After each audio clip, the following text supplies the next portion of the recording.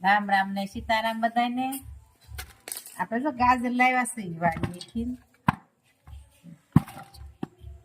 અને રાયતા કરવા છે. ઉનાળામાં ખાવા થાય. જે આમાં મરચાં નાખવા છે બધા એટલે મીઠા વાળા ને હળદર વાળા કરીને બોળીને મૂકી દેવાના છે.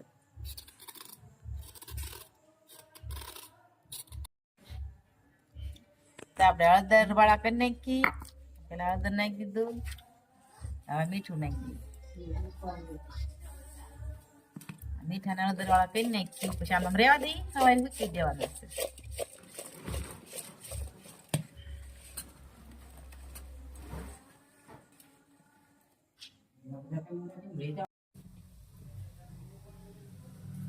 તો આપણે કાલે ગાજર ને મરચા બળ્યા હતા, મીઠામાં ને હળદરમાં બળી દીધા હતા. આજ હવે બનાવી નાખ્યું, ગોળ ને બધું નાખ્યું. આજ હવે બનાવી નાખ્યું છે ને તો આપણે આમાં ભેળવી દઈએ.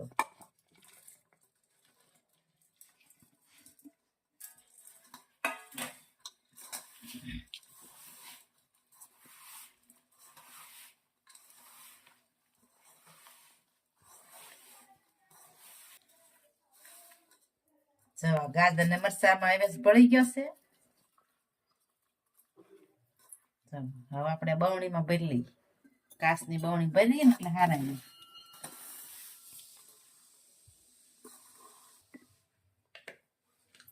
તો હવે આપણે માથે લીંબુ છીરું કરીને મૂકી દઈએ એટલે બગડે નહીં. 3-4 લીંબુ હતા ને એને છીરું કરીશ.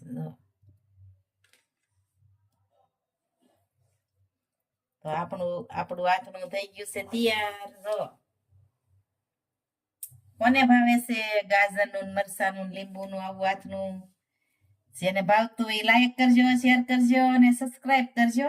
અને હાલો બધા આથણું ખાવા.